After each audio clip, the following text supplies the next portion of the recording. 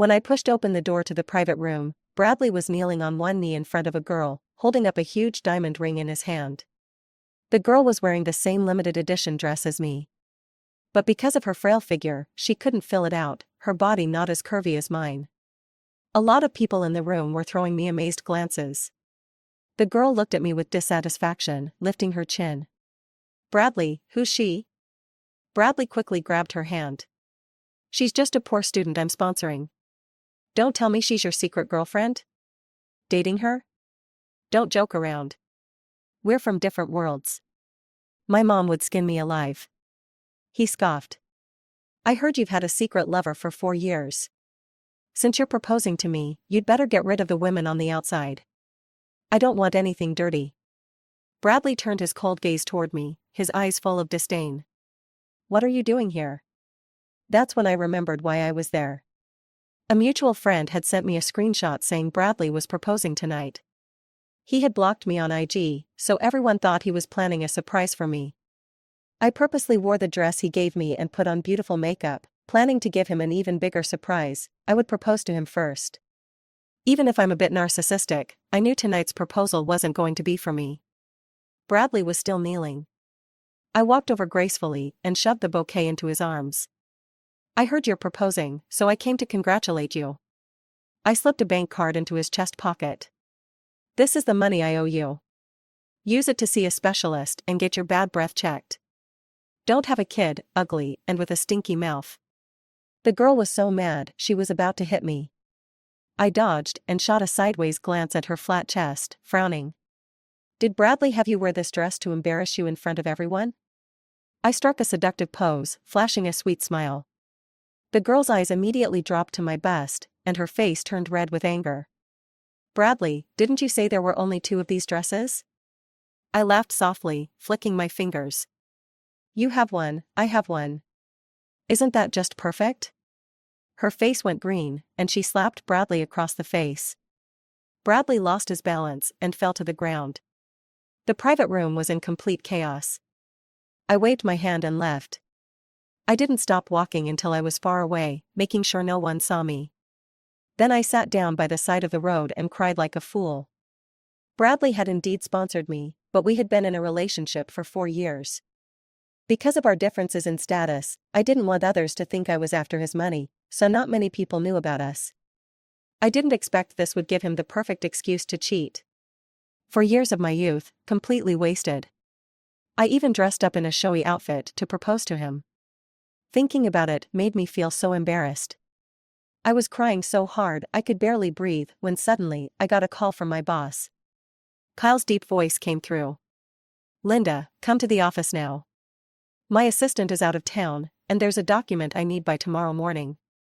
I glanced at my phone and spoke with a stuffy nose. "It's already after 8 p.m., boss."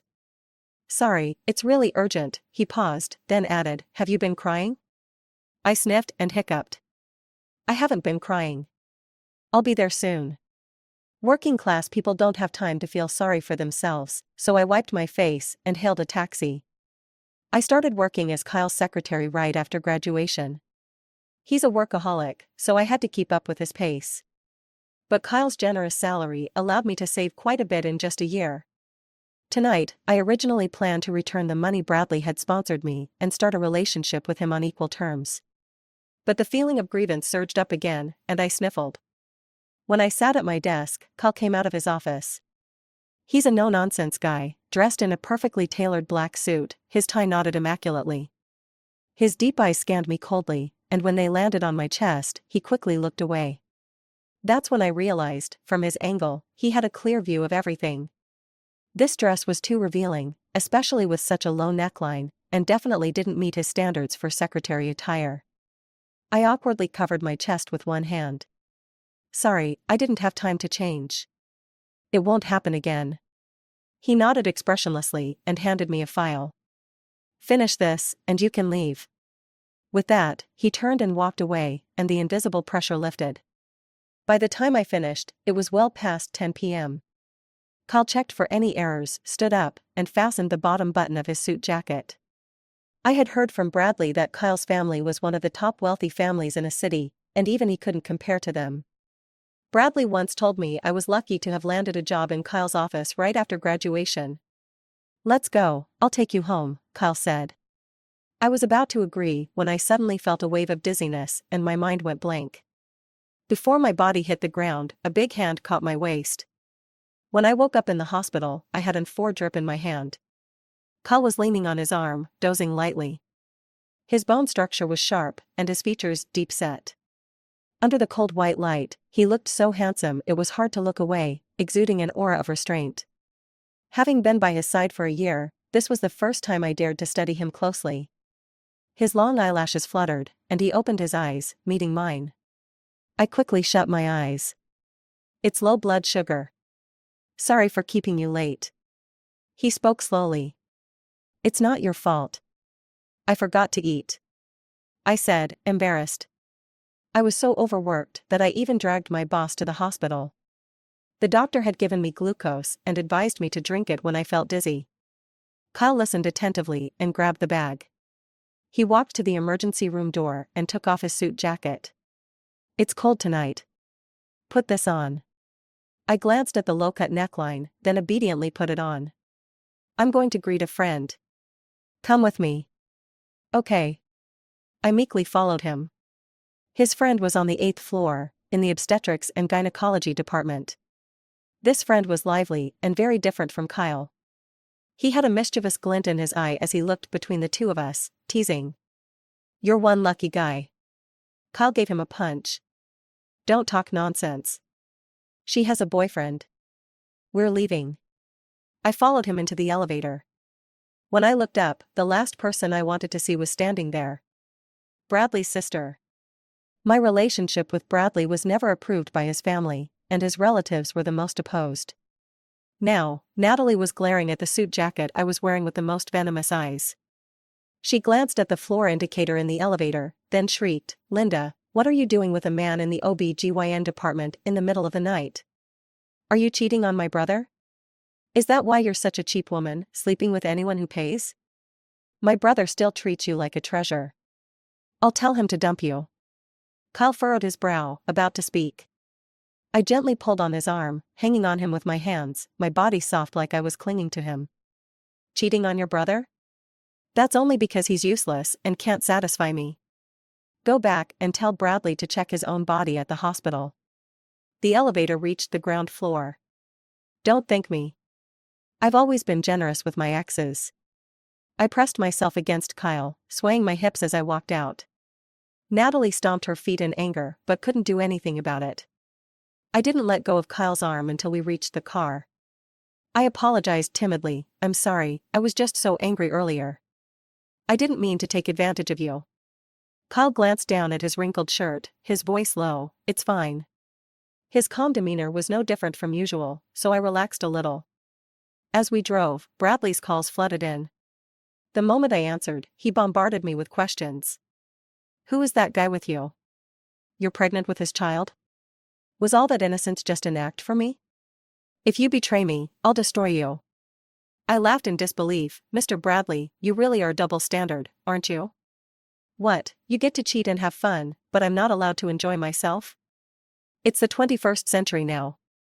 Seems like you not only need to deal with your bad breath, but you'd better open up your skull and wash out all the outdated ideas in your head. I hung up immediately and blocked his number. Kyle shot me a quick glance and commented, nice way with words. I shrank back, blushing deeply. As we entered the neighborhood, I saw Bradley pacing downstairs by my building. I bit my lip and looked up at Kyle with puppy dog eyes. Could you? Kyle sighed, come on, I'll walk you up. Thanks, I'll work harder from now on. Kyle adjusted my blazer, wrapping his long arm around me to shield me as we walked. He was so tall, I looked like a little chick next to him, with only my face visible. Bradley stormed over, cursing under his breath. You actually brought some random guy home? Shameless. Let's see who dares to mess with me. K. Kyle? When he saw Kyle, all his bravado instantly evaporated. His trembling finger dropped to his side. Kyle gave a slight nod. It's me. Bradley let out a relieved sigh. If it's you, I'm not worried. You're the kind of person who wouldn't be interested in someone like Linda. What kind of person is she? Kyle frowned. You don't know? She's an orphan, grew up in an orphanage. She's not like the girls from normal families. My family completely disagrees with me dating her, and with your status. If you tell me you two have some kind of relationship, I'd never believe it. Bradley spoke confidently, his tone dripping with disdain. Anger surged through me. I couldn't believe the man I had loved for 4 years looked down on me like this. I had always known that there was a massive gap between social classes, but Bradley's sweet words had blinded me, making me foolishly believe that our relationship could break through societal barriers, rise above class distinctions. At the very least, I thought there would be mutual respect. I must have been blind all along. My chest heaved in fury. I wanted to march up and tear him apart, but Kyle held me back, pressing me gently into his chest. His face was grim, and the usually composed gaze in his eyes now had a faint coldness. Mr. Bradley, bad-mouthing someone after breaking up is rather uncouth. With that, he turned his back to Bradley and gently escorted me upstairs. Bradley was still waiting outside, banging on the door. Kyle sat down on my pink sofa, his posture perfectly composed, yet the contrast between his imposing presence and the delicate setting felt almost surreal. He was only 30, but there was something about the way he moved, his quiet authority, that gave off an overwhelming sense of nobility and power. I handed him a plate of grapes, and he popped one into his mouth. He frowned. Sour. And that was the end of his snack. I didn't have any other fruit to offer him, so I stood there awkwardly. He took out his phone and started checking stock prices, while the room filled with an uncomfortable silence. Bradley's pounding on the door grew louder. It's getting late, you should go back now. Kyle tucked his phone away and stood up. In a panic, I wrapped my arms around his waist. His body stiffened visibly. I pressed my cheek against his broad back and whispered, "You can't leave." Kyle gently pried my arms off, but I held onto his hand, sliding it down to the hem of my skirt. "Don't you want to try?" Kyle's voice turned hoarse. "Try what?" "Me." Bradley's knocking sped up, just like the frantic beating of my own heart. "I'm sweet. You'll know once you try." I stood on tiptoe, craning my neck. He was too tall, and I couldn't reach. My lips brushed lightly against his throat. His body tensed, his Adam's apple bobbing as he swallowed. Still not close enough, I grabbed his tie and tugged it down, finally pressing my lips to his. His lips were cool and perfectly shaped, a sensation I could feel all the way through my skin. I carefully traced his lips, teasing him, pulling back just as I was about to kiss him fully. Kyle's breath became more erratic, and his body pulled back slightly, putting some distance between us. Although he was obviously affected, his words came out clearly, "Are you trying to make him jealous?" Tears clouded my vision, but I whispered, "I just feel so hurt." "Does this make you feel better?" "I want to try." A tear slid down my cheek. I wasn't sure, but right now, I just wanted to break free, to rebel, to go against everything. I had always been so strict with myself, bound by a strong sense of right and wrong, keeping myself within the framework of a good girl. But now, I hated that rigid self-control. I wanted to be a bad girl, because at least then, I wouldn't get hurt. Kyle's eyes held a complicated emotion, one I didn't quite understand before he lowered his head to kiss me. His kiss was as quiet and gentle as he was. His lips brushed my eyes, my cheek, my nose, before finally meeting my waiting mouth. Outside, Bradley continued to bang on the door. "Open the door. Linda. Don't make me angry." Kyle rested his forehead against mine, his breath hot, but his lips still carrying a fresh, fruity scent. "You can still stop now. It's not too late." But I rebelled, slipping my hand under his shirt. Kyle's pupils contracted sharply, his eyes dark and terrifying. In an instant, everything spun, and I was thrown onto the bed. Bradley's voice now had a note of desperation, "Open the door. We need to talk." I never loved her. Tonight was just a game. Kyle grabbed my hands and held them behind my head, his intense gaze locking onto me. "Who am I?" "Kyle." "You're Kyle." I arched my back to reach for him. Like magma breaking through the surface after years of pressure, my willpower collapsed in an instant. Kyle finally lost control. When the lava broke through the clouds, I cried out in pain. Outside, Bradley's strength seemed to drain away as he collapsed against the door, his voice hoarse with tears. "Please, don't hurt me anymore. You can't do this to me." Kyle paused, his gaze fixed on me, emotion swirling in his eyes. After a long silence, he spoke quietly, "I'm sorry, I didn't know it was your first time." I wasn't happy with his distracted tone. With my arms like jelly, I pulled him back, whispering, "I don't think I feel that bad anymore." Kyle's breath, previously controlled, grew even more ragged. Then he smiled, a wild, seductive smile. With a flick of his fingers, he twirled a lock of my hair. "You can be even happier. I've heard rumors in the company for a while now that Kyle isn't into women. I mean, with his impressive family background and looks that could stop traffic, how come no one's ever seen him with a girlfriend?" As his secretary, I originally thought one of my main tasks would be delivering gifts to various female celebrities. But that's not it. Kyle's personal life is as clean as that of a monk. At one point, I even wondered if he had plans to leave everything behind and become a monk. But now, all those thoughts have been completely wiped away. The Kyle from last night, he was relentless, taking again and again, never seeming to tire. The desire in his eyes burned through the night.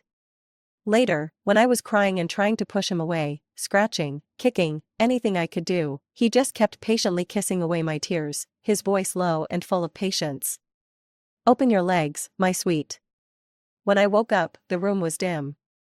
A shaft of bright, clear sunlight filtered through the gap in the curtains, falling onto the broad-shouldered man. Kyle was sitting by my little coffee table, handling some work. He sat on the floor, his long legs encased in suit pants, their muscles taut, but with no place to rest them, so they were curled around the sides of the table. When he looked at documents, he liked to wear a pair of gold-rimmed glasses, which softened his harsh demeanor and gave him an air of a charming but slightly disreputable scholar. He noticed my gaze, took off his glasses, holding them in his right hand, and looked back at me with a gentle expression, even flashing a teasing smile. In my memory, Kyle rarely smiled. It could be said that his emotions never showed on his face. He could sign contracts worth billions with a casual indifference. It said that people who rarely smile look especially attractive when they do. Kyle was one of those people, and it was easy to get lost in his smile, to the point of losing my mind. I felt a little embarrassed, pulling the blanket over my bare shoulders, trying to hide it. I tried to make small talk. "Weren't you in a meeting this morning?" Only when I spoke did I realize my throat was sore. Last night's scenes, where I screamed until my throat ached, flashed through my mind, and my cheeks burned with embarrassment. Kyle stood up from the floor, poured me a glass of water, and sat on the edge of the bed. I came back after the meeting. He looked like he was in a good mood. He reached out and placed his hand on my back, trying to help me sit up. His dry palm was warm and gently pressed against my skin. I shivered, goosebumps rising all over my body. I gripped the blanket, sitting up awkwardly. "I can do it myself." But I was so exhausted that I almost leaned into him. He held the glass to my lips, and I lowered my head to drink from his hand. "Does it still hurt?" he suddenly asked. I nearly choked on the water. He gently patted my back, a soft laugh escaping his throat. "So easily shy?" After he spoke, a warm kiss landed on my ear, and the heat from his breath lingered, burning in a way that made my heart race. "Linda," he whispered. I shifted forward, wanting to pull away, but he grabbed my chin with one hand, his voice low and commanding, "Don't hide." "It doesn't look good there," I said. There was an unsightly scar behind my ear, and I didn't like showing it to anyone. "It looks good, you look good everywhere." His voice was deep and seductive, sending shivers down my spine. "Want some more water?" I shook my head. He set the glass aside. "Then focus." Suddenly, he bit my earlobe and asked, "Take it off, all right?" I couldn't control the blush rising on my face. It was more than just shyness, it was embarrassment and shame. I knew exactly what he meant. "If I take it off, I won't be able to hear." I bit my lip, refusing. He pulled me into his arms, pressing me against his chest. His heart beat rapidly, the sound deafening. "You don't need to hear, your body will tell you," he murmured, coaxing. I couldn't resist his allure and obediently removed my cochlear implant. I was a person with a hearing impairment, and this was the first time I had taken off my implant in front of someone. And doing this, There was a sense of fear, mixed with an almost hidden anticipation. Kyle seemed even more excited than last night. He was like a pure, lovesick boy desperately trying to win over his beloved girl, doing everything he could to please me. I was in so much pain that I bit my hand and sobbed softly. But he didn't allow it. He forcefully placed my hand on his broad shoulder, watching me helplessly cry. He spoke, and through my blurry tears, I read his lips, cry it out. I couldn't bear it anymore and let my body react honestly, crying while biting him. He kissed me on the towering peak of the mountain, his expression soft, focused, and full of passion. His crimson lips parted and closed. Linda. Linda. He didn't stop until I was about to pass out. I have low blood sugar, I muttered, pouting in displeasure. He set a lavish spread of food on the table one by one. Otherwise, do you think I'd let you off so easily? Pervert, I snapped. Kyle, didn't you have women in your past life? He paused for a moment, then answered seriously, I don't know about my past life, but if I did, you should know whether I have any now. Indeed, no one knew Kyle's personal life better than I did.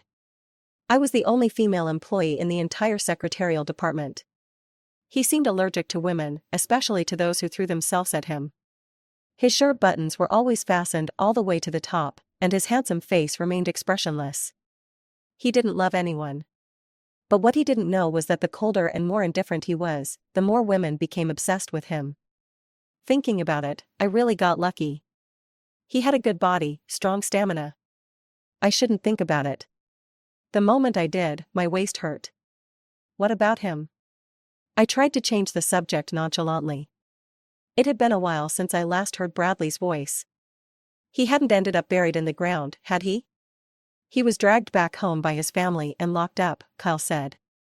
He paused as if choosing his words carefully. You know I have a strict policy against office relationships. With our current situation, you might not be suited to stay in the secretarial department. I know, I nodded casually. I'll hand in my resignation today. You want to resign? Kyle's gaze turned icy, scrutinizing me deeply. Aren't you implying that? Actually, I had already decided last night, when I seduced him, that I would move to a different city to start a new life. After finishing university in this city, I had joined a top 500 global company in a haze, had a short but unforgettable relationship, and ended it by sleeping with the boss. Not bad, really. Quite dramatic. I just want to transfer you to another department, Kyle said, slamming his fork down on the table. His tone turned cold. So tell me, what's your plan? I don't have a plan, I lowered my head, avoiding his gaze, my voice muffled. I don't plan to cling to you, so you don't need to worry about me spilling anything. I'm just a deaf person. If people find out you slept with me, it'll be so embarrassing, right? I forced a laugh, pretending not to care. Kyle froze for a moment, his brow furrowing. Is that how you see me? I didn't answer. Have you ever thought about being with me? No, don't worry, absolutely not, I tried to make my gaze firm, pretending. I wanted to prove to him that I had no inappropriate feelings toward him. His eyes flickered, a bitter smile curling on his lips. Why not consider me? What's so bad about me compared to him? How could Kyle be worse than Bradley? He was successful in his career, handsome, disciplined, and well-mannered. 10 Bradleys wouldn't even come close to Kyle's wealth. The thing is, Kyle was too good enough to shine just by standing there, becoming the center of attention wherever he went. How could I possibly be a match for him? I was an orphan with no parents, and I was deaf. If my cochlear implant ran out of power and turned off, I would be a mute, unable to respond to the outside world. Before, I thought Bradley didn't make our relationship public because of my request. But last night, I realized how shameful it was for him to date me. I was a defective creation of God. I once had the ignorant and fearless courage to overcome all obstacles for love, but last night, it all completely drained away. Bradley was right. If even his family couldn't accept me, how could I expect to gain Kyle's family's approval? Why can he do it, but I can't? Kyle pressed persistently. His lips were tightly pursed, and his gaze was deep and dark, as if he expected an answer from me. I casually tucked a strand of hair behind my ear and smiled without a care. Boss, you're 7 years older than me. I don't want a dad-like boyfriend. We both enjoyed ourselves last night, didn't we? Don't tell me you're too proud for that. I've got a great figure, and you didn't lose out. Listen to me. Don't get involved with a poor girl like me, or you'll end up losing everything, even your underwear. Anger started to seep into Kyle's eyes, his fists clenched so tightly that his knuckles turned white. When he spoke again, his usually steady voice betrayed a hint of trembling. So, I'm just a tool to annoy your boyfriend? Make him jealous, show him his place in your heart, and now the tool is supposed to exit, is that it? I smiled sweetly, as expected of the boss, you guessed it right. Kyle nodded, then grabbed his suit jacket off the couch without saying another word. As he turned to leave, his broad shoulders seemed to carry an overwhelming sense of loneliness. But just before he left, he spoke with a blank face, quit after you find a new job. Stay in the planning department for now. Before I could even say thank you, the door slammed shut behind him as he walked out. Thank you, Kyle, I whispered. To be honest, I had no idea where I was supposed to go or what kind of job to look for. After all, in today's job market, someone like me, disabled, would face a lot of discrimination. The planning department made me see what real society was like. Here, people were constantly scheming against each other, full of suspicion and endless internal conflict. At first, everyone thought I was one of Kyle's trusted insiders, so they treated me with kindness. But once they realized I had been sent here as punishment for offending Kyle, their tone turned mocking. I humbly asked, "Excuse me, what does this data column mean, Miss Olga?" Olga feigned surprise, "You were once the president's secretary. You don't even know this?" A male colleague eagerly came to my defense, "She's not from our industry, it's normal that she doesn't know." Just as I was about to thank him, he suddenly leaned in close to my ear, his arm casually draped around my shoulder, and asked, "How did you make it into the president's office back then?" You should know, since Kyle took over, he's never hired a female secretary, and with your qualifications, you. He pointed at the external device attached to my ear. I stepped back a few paces, trying to distance myself from his foul breath. I wasn't going to answer his question, so I quietly packed my things, preparing to leave. Miss Olga let out a snort and said, "What do you think it was for? Haven't you figured it out?" She then purposely pushed her chest forward. Her posture was both fake and sleazy. Everyone burst into laughter. I sat at my desk, sighing. So this is what the real workplace is like. Back when I had questions, I would simply knock on the president's office door and ask Kyle. He was always so busy, but he'd give clear, concise answers without ever brushing me off. He never mocked me, and he never tried to take advantage of me. It made me believe that the whole company operated with mutual help and respect. But now I wasn't so sure why Kyle even took an interest in me.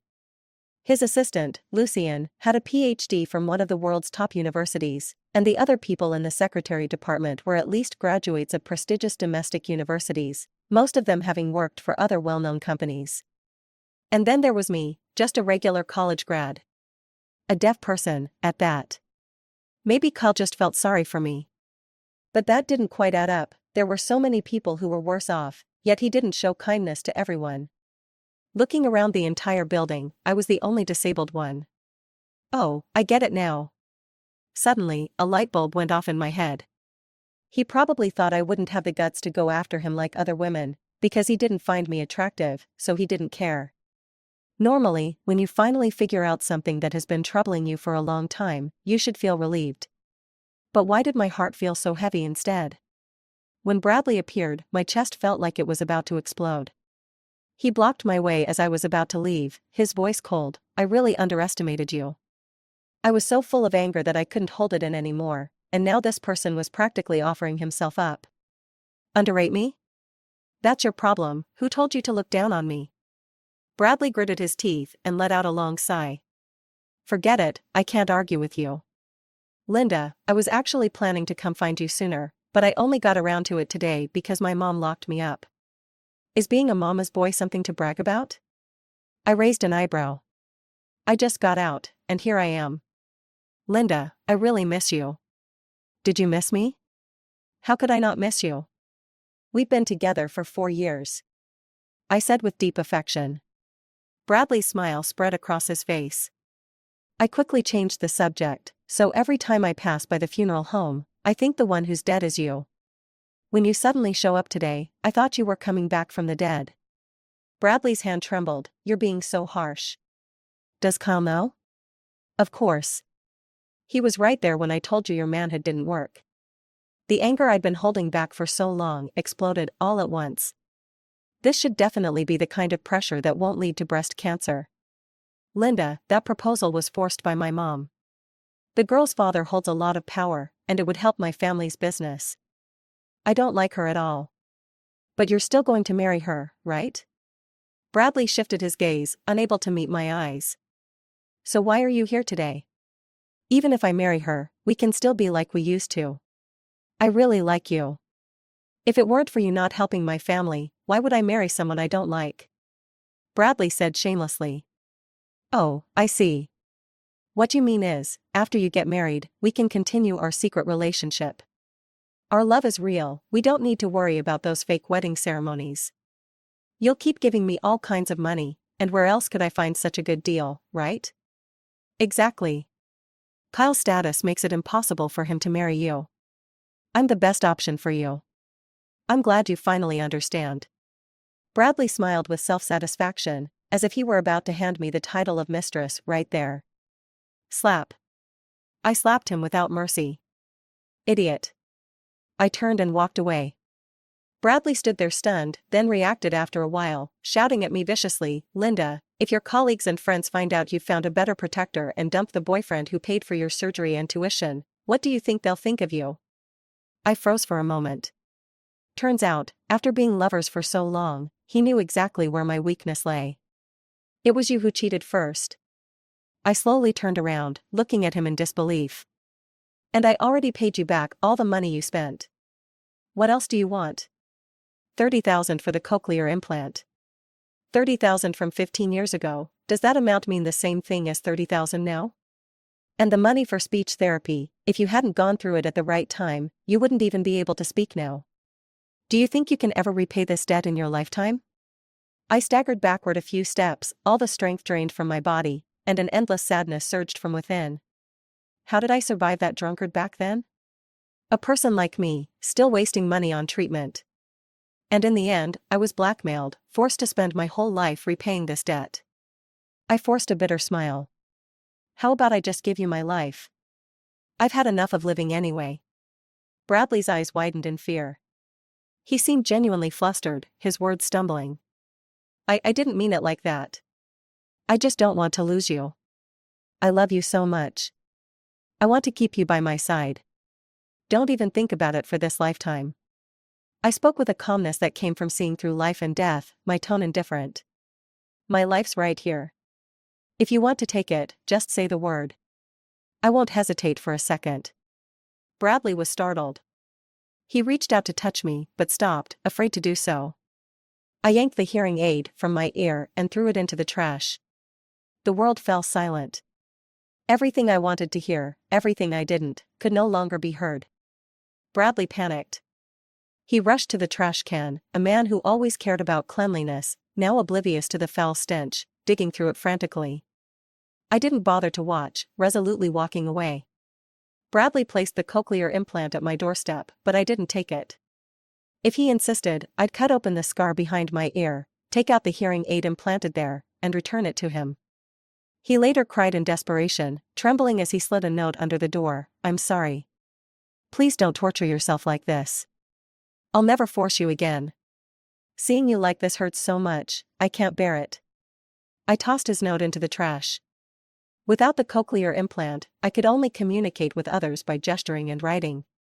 The people in the planning department looked down on me even more. But strangely, I felt a peace inside. This, it seemed, was the world I was meant to live in. This was the treatment I deserved. But then, one morning, when I arrived at the office, everything seemed different. Miss Olga was transferred to another location, and the male colleague who had harassed me was fired. Everyone started being polite to me again. They smiled at me in a flattering way, trying to show how close they wanted to be. I wrote a note and stuck it on my computer, don't pity me. They awkwardly smiled and left. By the end of the day, a freshly graduated girl handed me a note, they're not pitying you. Someone from the CEO's office came today, and all the people who made things hard for you have been punished. You have someone protecting you now, And everyone's jealous of you. I blinked, writing back, who came? Lucien. No one will dare say anything bad to you from now on. Lucien? He was Kyle's right-hand man. Did Kyle send him? I had been so angry with him, and yet, he still had someone protect me. Why is he being so kind to me? I felt guilty. I'd said some harsh words to Bradley and never regretted it.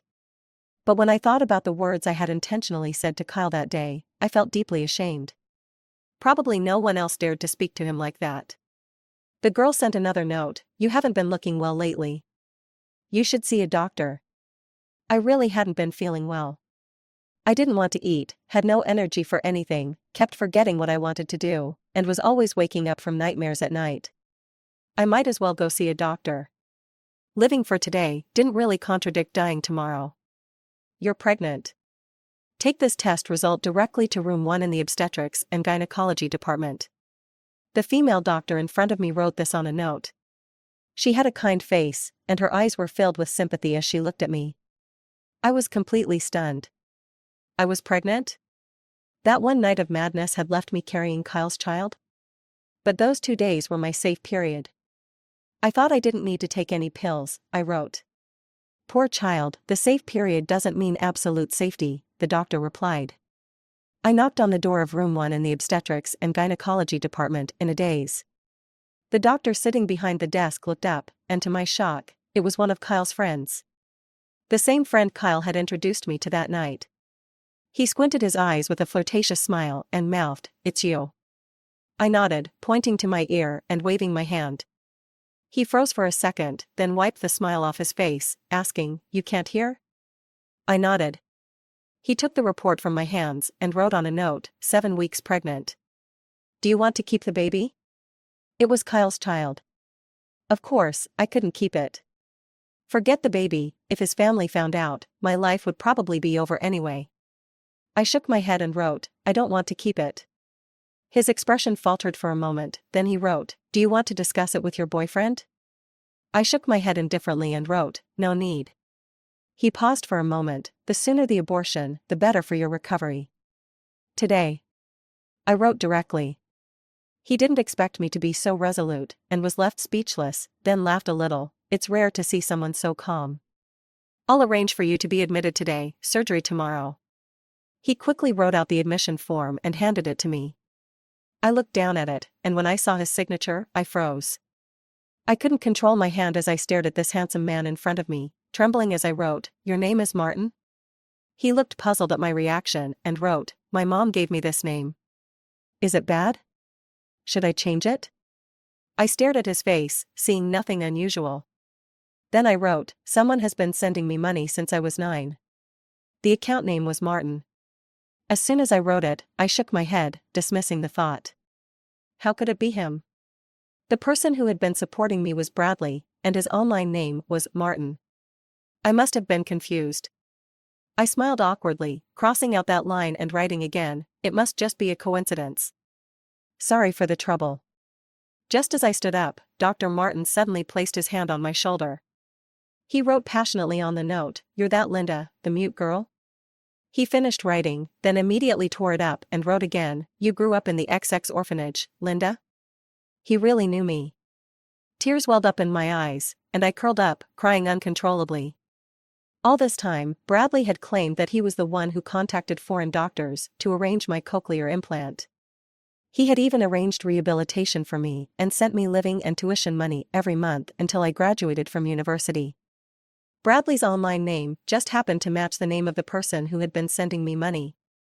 But something always felt off, because it seemed like he didn't really understand cochlear implants.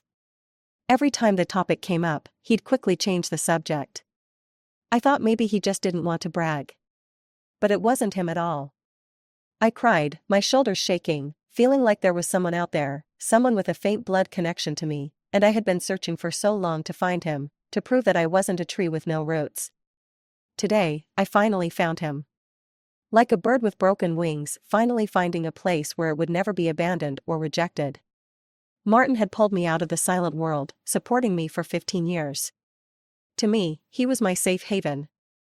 Thank you. I've finally met you. I grinned, smiling like a fool. He waved his hands desperately, and I thought he was saying I didn't need to thank him.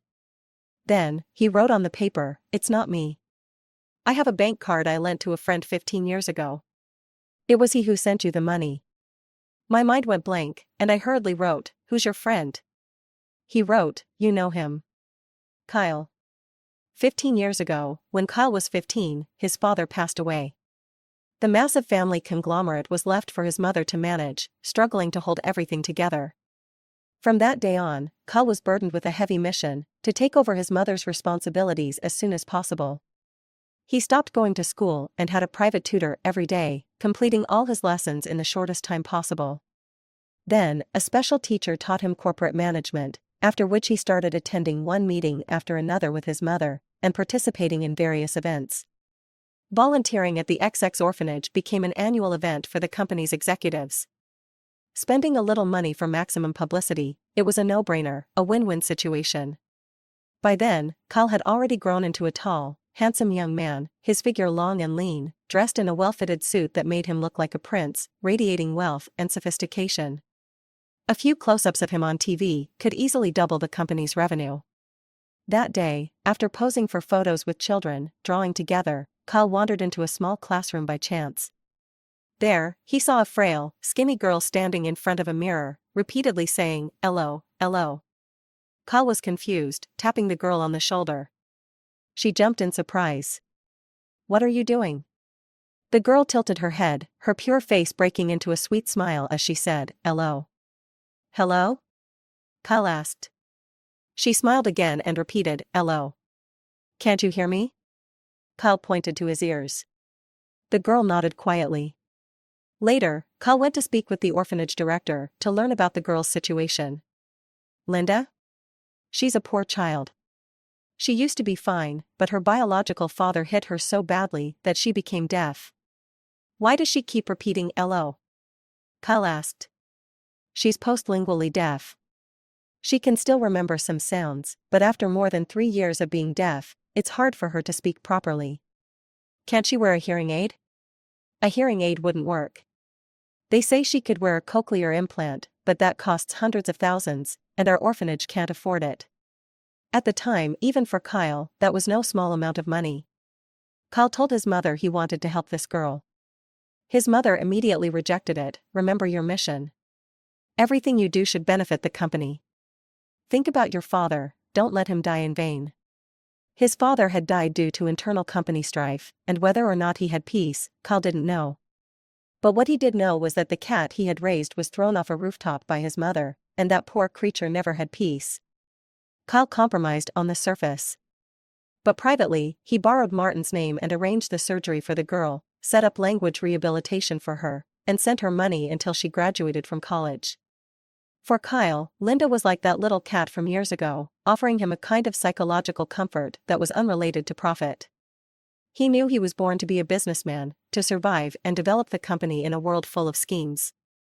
But no one ever cared about his emotional needs. He asked the director to keep his help a secret, but the girl kept pressing him, so Kyle gave her a private email address. That was Kyle's secret base. There, the girl would write to him, telling him every little detail of her life. Her pronunciation improved, she could attend regular school again, she got into college. In her second year, she wrote, "We're finally together. I can tell you my love in person now." After that, she stopped writing for a long time. Until one day, she said, "Sorry, even though you're right here, I always feel like you're a stranger. Sigh, I shouldn't have doubted you.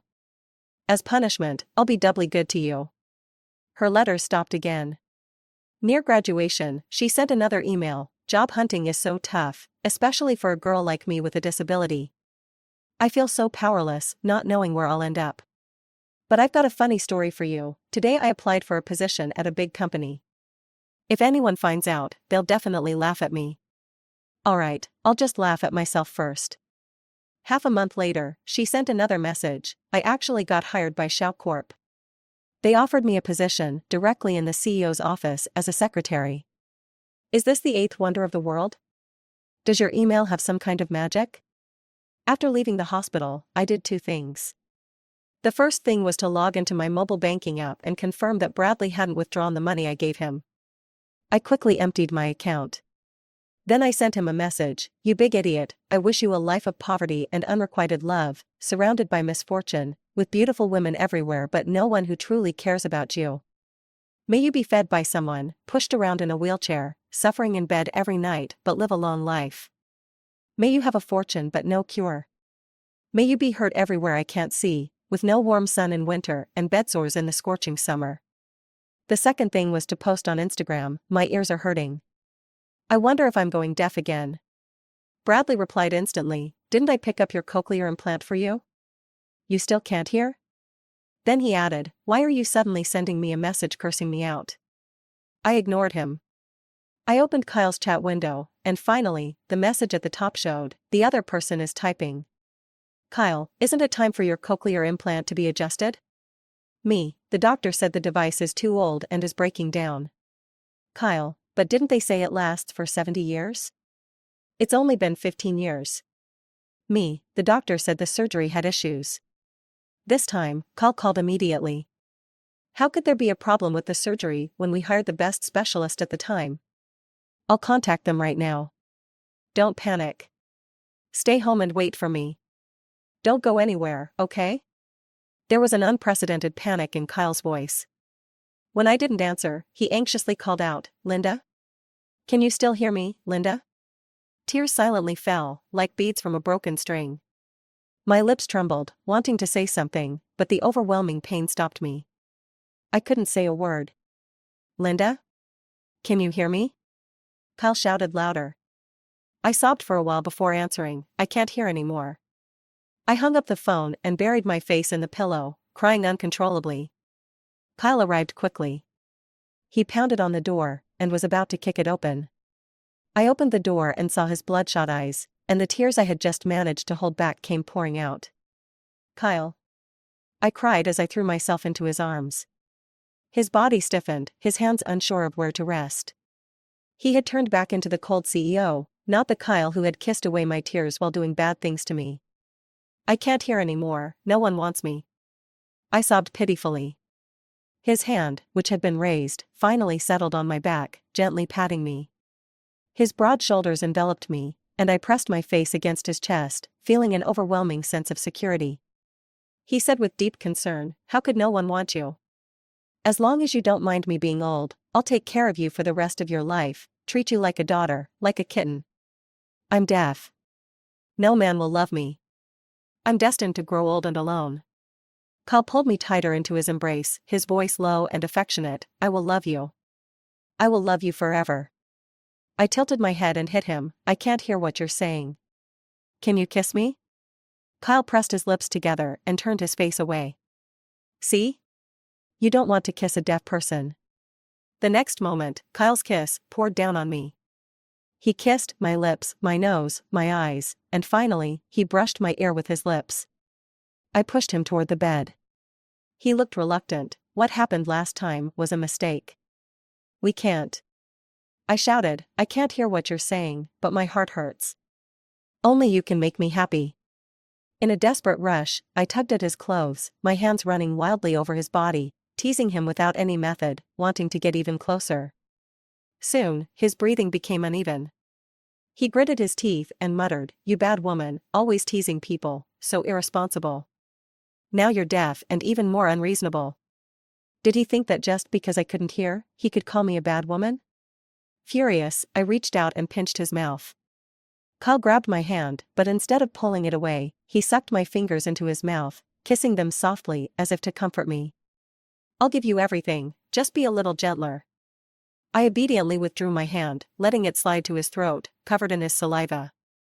Kyle's body tensed up instantly, growing hot, his breath coming in harsh, deep gasps. The desire in his eyes was overwhelming.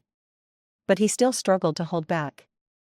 "Just let me suffer," I thought rebelliously, trying to break free from his grip. The next second, he rolled over, finally taking control, his voice rough as he said, "You won't suffer more than I do." My hair was damp with sweat. After the shower, Kyle held me in his arms, patiently drying my hair. Because I couldn't hear, he talked more than usual. "I swear I'm done for in this life. Just you frowning, and I can't stop worrying about you. Do you know? I used to worry every day about you being discriminated against at school. Every time I saw news about bullying, I would break into a cold sweat.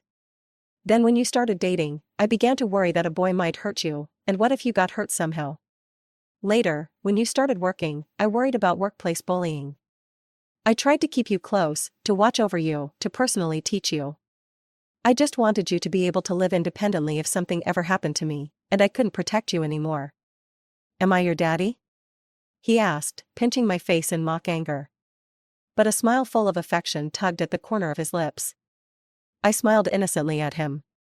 Wait, if I were your daddy, I'd be a pervert by now. Kyle laughed, shaking his head.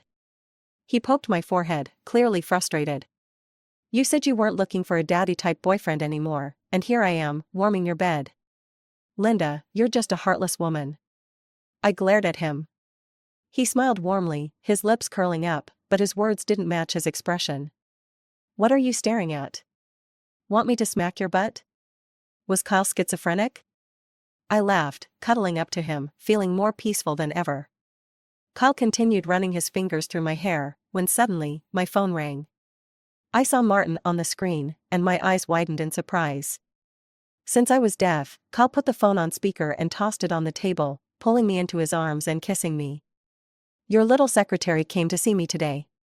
She thought it was me helping her all these years, so I told her about all your good deeds. Kyle looked down at me.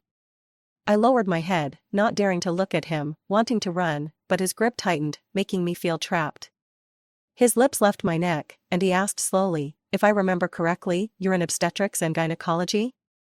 Yeah, she's pregnant with her boyfriend's child. She came today for a procedure, but I've already prepared the admission papers. Then she said she wanted to talk it over with her boyfriend first. Pregnant? Kyle's eyes flashed with surprise. 7 weeks along. Kyle coughed lightly and cleared his throat. Can she still have bedroom activities in the early stages? Not recommended. It's best to avoid it in the first 3 months. Why are you asking? Wait, are you into office play? Kyle hung up the phone abruptly. His gaze locked onto my face, but he didn't say a word. The silent pressure from him almost took my breath away. My ears hurt. I cried out, covering my ears. Didn't you say you're deaf? Come on, I'll take you to the hospital and have them check your implant. His voice was cold. His clean, handsome face was expressionless, but his clenched jawline showed he was angry. I wrapped my arms around his waist, burying my face in his chest, pretending to be weak. I'm scared. Please don't be mad at me. I looked up at him with tearful, doe eyes, my soft hand lightly running over his abs. Kyle clearly wasn't falling for it. He didn't give me a chance to play it up and quickly dressed me. He shoved me into the car and took me to the hospital. Only when the doctor reassured him multiple times that the baby was fine and my body was healthy did he finally drive me home. His house was a hidden villa in the city center. I thought we were going to start our happy life together. But instead, he slept in a separate bed from me. For several days, he ignored me. Had our relationship taken a step forward, or had we taken a huge step back? That night, I tossed and turned, unable to sleep. I crept quietly into his room and climbed onto his bed. He crossed his arms and moved aside, giving me his cold, bare back. I tugged at him a few times, but couldn't move him, so I climbed onto him. Worried about hurting me, he slowly laid down flat. I racked my brain, trying to recall what I had seen in adult movies, and slowly moved closer to him. I reached out, touching his Adam's apple with my tongue. Kyle's body went stiff immediately, his eyes glowing eerily in the dark. I felt embarrassed and covered his eyes with my hand. His eyelashes brushed against my palm, trembling faster and faster.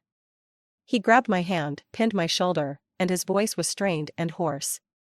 The doctor said no, you need to wait. Don't you want me? I asked with a quiver in my voice.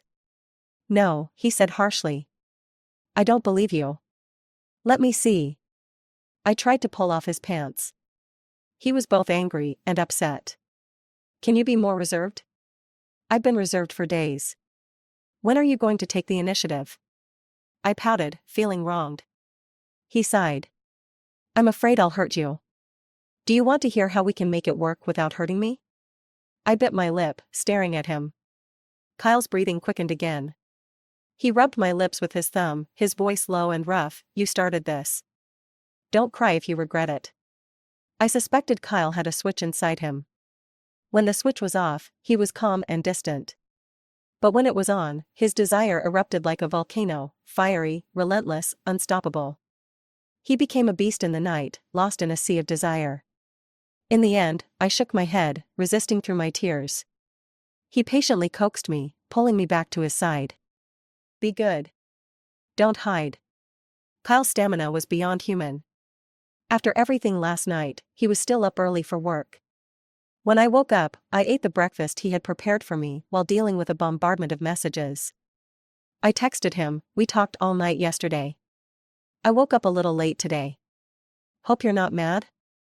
Kyle replied briefly, in a meeting. From Daddy's girl, if you're this dismissive, it's better not to reply at all. Makes me seem unreasonable. He didn't respond. I sent another message, you really have a cold heart. Seems like you have other girls who chat better than me, pamper you, and make you happy. I guess you don't like me anymore. I'm not as pretty as the other girls. Did you finish comforting them? It's my turn now, right? How many years would I get for sending a message over there? Just as I sent the last message, my phone rang. It was Lucien. He was my direct boss. I picked up the phone respectfully. Hi, is there something wrong?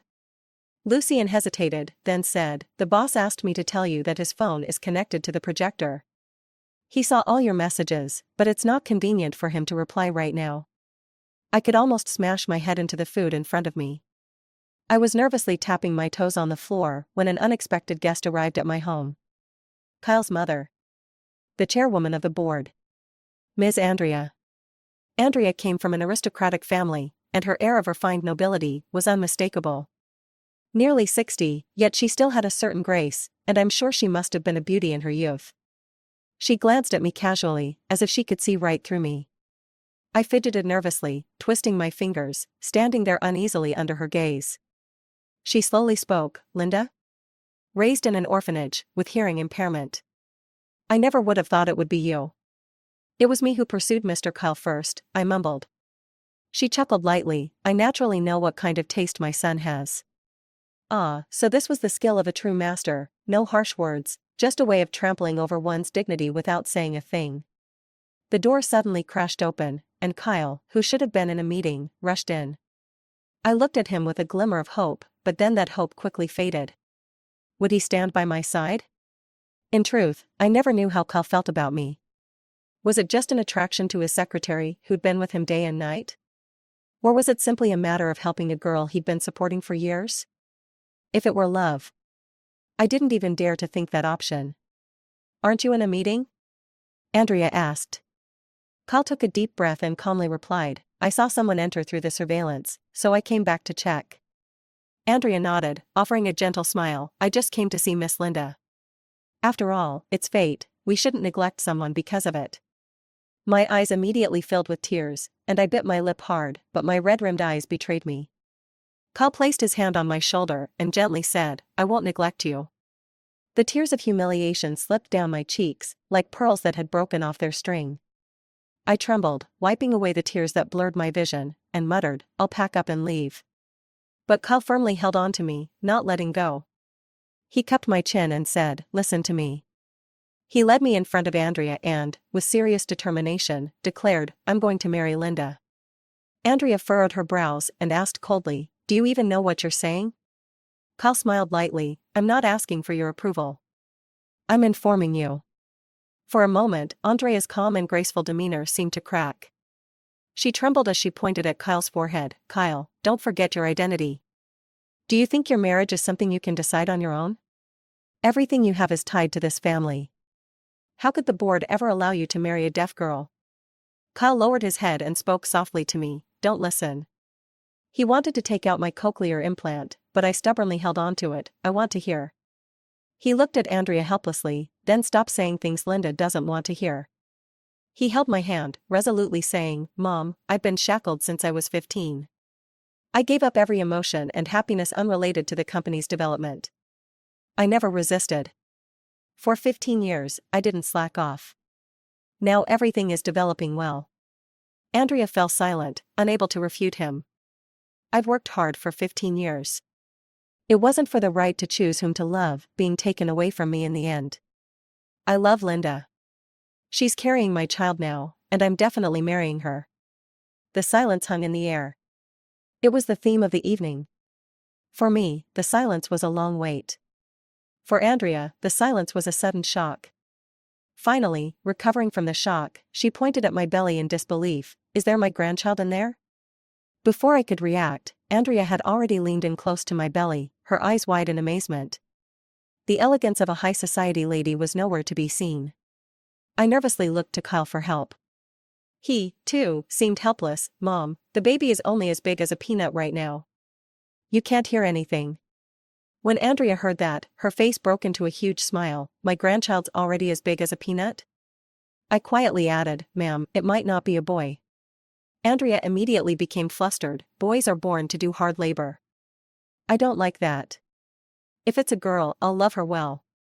No one expected Andrea's attitude to change so suddenly. Much later, she told me that she had spent every day thinking about how to push Kyle into becoming a successful man. It wasn't just Kyle who had struggled, she herself had walked on thin ice. But when she learned that she would have a grandchild, the desire to dote on that child suddenly awakened inside her, and it couldn't be stopped. Mother and son both had this deep desire to control, a trait passed down from one generation to the next. When the baby was 3 months old, Kyle accompanied me to my prenatal checkup, and Andrea insisted on coming along. Although Martin was an excellent doctor, Kyle still insisted on having a female doctor for me. He awkwardly said, I don't want him looking at your belly. How old-fashioned. As we looked at the sonogram, where the fetus already had a shape resembling a little person, both Kyle and Andrea began to cry, leaving me and the doctor dumbfounded. After the consultation, Kyle suddenly returned to the examination room, locking the door behind him. When he came out, Andrea insisted on knowing what he had discussed with the doctor. Kyle refused to say. Andrea was getting frustrated. Is there something I'm not allowed to know? Kyle's earlobes turned red, but he remained silent. Furious, Andrea linked her arm with mine and began walking out, trying to form an alliance with me to isolate Kyle. That evening, after Andrea insisted I drink my supplements, she lay her head on my belly, listening intently for a long time, until Kyle finally kicked her out. I played some prenatal music for the baby, and was about to turn off the lights to go to sleep, when Kyle started tossing and turning beside me. I rolled my eyes. Do you have lice or something? He suddenly rolled over, positioning himself above me, his eyes fixed on me. Was he cursed or something? The doctor said it's okay now, he said. Okay? What's okay? I asked, confused. He grabbed my hand and placed it on his abs, rubbing it back and forth. I pulled my hand back as if burned. Don't tempt me into doing something I'll regret. Kyle smirked, his voice low and teasing. Baby, don't you want me? It suddenly dawned on me, so that's what you were asking the doctor about today? Kyle just smiled and didn't answer. He slowly leaned in, pressing his warm, moist lips against my earlobe. My earlobe was extremely sensitive, and I shuddered, curling my body up. Kyle seemed pleased with my reaction, pulling me up by my slender waist. How are you still so thin, even though you're 3 months pregnant? I pinched his waist, marveling at the feeling of his muscles. I gently closed my eyes, savoring the moment, letting Kyle take me on a wild ride through time and space, like I was drunk. Suddenly, Kyle stopped all movement. I opened my eyes, confused, and kicked him in frustration.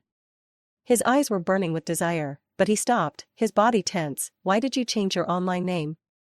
I blinked. Daddy's little girl? He smiled.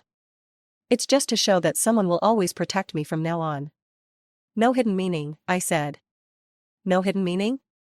He rubbed his nose against mine, his breath warm and heavy. He leaned back slightly. What did you just call me? Husband? He remained still. Baby? Still no response. I was getting desperate, scratching at his shoulders in frustration. What is it then? The smile on his lips spread wider, as he coaxed me, think again. The laughter in his eyes carried a hidden meaning, a playful edge, and I finally realized. I wrapped my arms around his neck and whispered something impossible to say aloud in his ear. Kyle's body stiffened, a bow drawn tight with powerful energy, so much so that it almost shattered me. This big pervert. How could I ever have thought of him as a gentleman before? Our wedding was grand, and Andrea took care of everything, so I didn't have to worry about a thing. All the influential people in City A came to the wedding. Kyle was busy greeting the guests, while Andrea stayed with me, helping me with makeup and chatting with a few socialites.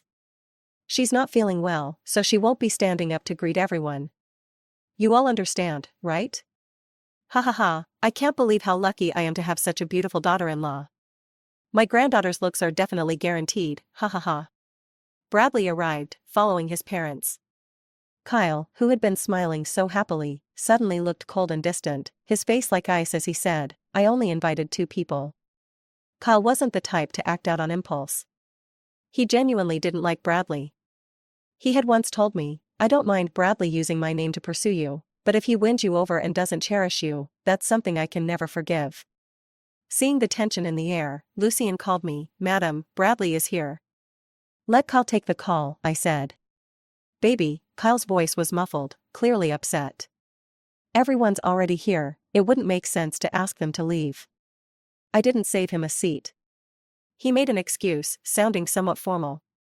Then let him sit at the farthest end, I suggested. Fine, Kyle agreed reluctantly, but then took the chance to set a condition. But you'll have to make it up to me tonight. My scalp tingled. Just thinking about how this man was never satisfied left my back aching, my legs sore, and stars flashing before my eyes. Is it too late to run away from the wedding? Kyle chuckled softly, you're mine for life. I suggest you save your energy and not bother. My precious. End of story.